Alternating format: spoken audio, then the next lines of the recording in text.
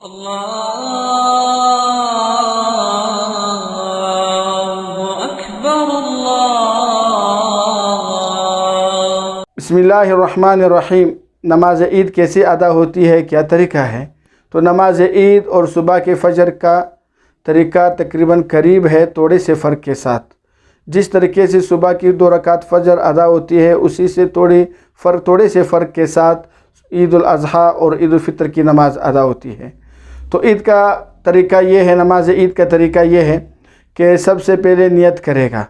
نیت اس طرح کرے گا کہ عید کی 2 رکعت واجب ادا کرتا ہوں 6 زائد تکبیروں کے ساتھ اس امام کی اقتداء میں۔ یہ الفاظ زبان سے کہے تو زیادہ بہتر ہے، اور اگر صرف دل میں بھی ارادہ رکھے تب بھی اس کی نیت ہو جاتی ہے۔ یہ جو نیت کی شرط آئی ہے نا کہ نماز میں نیت کرنا فرض ہے، اس سے مراد وہ دل کا ارادہ ہے۔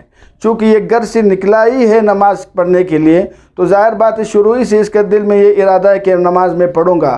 اب الفاظ اگر یہ کہے دھیان بٹھانے کے لیے اور نماز کی طرف زیادہ متوجہ ہونے کے لیے اور گزشتہ خیالات کو رفع کرنے کے لیے، اس کو ختم کرنے کے لیے یہ الفاظ زبان سے دہرائے جاتے ہیں، ورنہ اگر کسی نے الفاظ نہ بھی پڑھے تو چونکہ اس کے دل میں ارادہ ہے تو وہ ارادہ اس کے لیے کافی ہے۔ تو دل میں یہ ارادہ کریں، نماز کی نیت کریں۔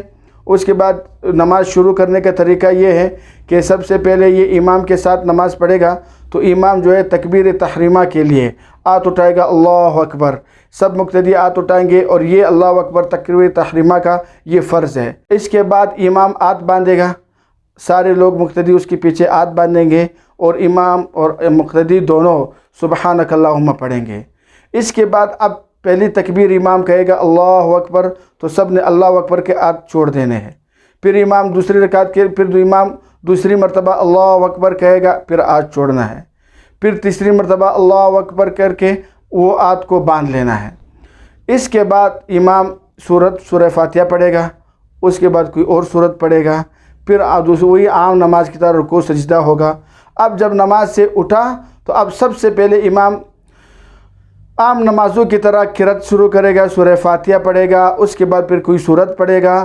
اب اس کے بعد پھر چونکہ 6 زائد تکبیرات تھی، 3 پہلی رکعت میں ہوئی، 3 اس میں ہوگی۔ اب پھر امام اللہ اکبر کرے گا تو اللہ ہاتھوں کو اٹھائیں گے، پھر چھوڑیں گے 1 مرتبہ، پھر اللہ اکبر، پھر ہاتھ کو اٹھائیں گے، پھر چھوڑے گا، پھر اللہ اکبر، ہاتھوں کو اٹھائیں گے، پھر چھوڑے گا۔ تو 3 تکبیریں پورے ہو گئے۔ تو یہ 3 پہلے رکعت کے، 3 یہ دوسری رکعت کے۔ اب جب امام اللہ اکبر چوتھی تکبیر کہے گا، وہ رکوع کی تکبیر ہوگی۔ پھر رکوع میں جانا ہوگا، پھر اسی طرح رکوع ہوگا، سجدہ ہوگا، اتحیات ہوگا، اور درود شریف اور دعا کے بعد امام سلام پھیرے گا۔ تو یہ عام طور پر عید کی نماز ہے۔ اب ایک شخص جو عید کی نماز کے لیے گھر سے نکلا اور آیا کہ امام نے رکعت شروع کی تھی، اس سے پہلے رکعت کی تکبیرات چلی گئی، تو اب اس کا طریقہ یہ ہے کہ جیسے یہ پہنچے اور امام کی قرات شروع تھی، پہلے یہ تکبیرات کہے گا، اپنی 3 تکبیرات کہے گا، اس کے بعد نماز اس کے امام کے ساتھ شریک ہوگا۔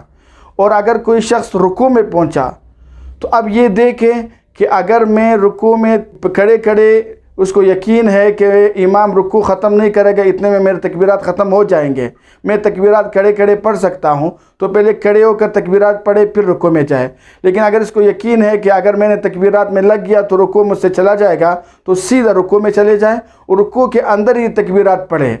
اگر 3 تکبیرات پڑھی تو ٹھیک ہے، اور اگر اس نے 1 یا 2 پڑھی اور امام نے سمیع اللہ لمن حمدہ کہے وہ اٹھ گیا، تو یہ بھی اس کے ساتھ اٹھے، یا ادھر ہی پورے کر لے 1 سیکنڈ کی 2 سیکنڈ میں، تو یا اٹھے بھی، پھر کوئی حرج نہیں ہے، جو رہ گیا وہ پھر معاف ہوگی۔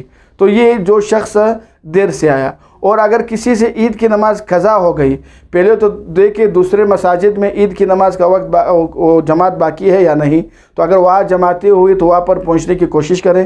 لیکن اگر کہیں بھی نہیں ملی تو انفرادی طور پر پھر عید کی قضا نہیں ہے، پھر اس پر توبہ و استغفار کے علاوہ کوئی چارہ نہیں ہے۔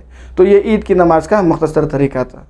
القارعة ما القارعة وما أدراك ما القارعة